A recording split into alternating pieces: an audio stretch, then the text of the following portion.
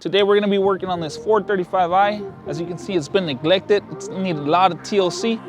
We're going to be doing a 2-stage paint correction on this after decon, and we're going to be upgrading the protection plan to ceramic coating. Stay tuned for the results, guys.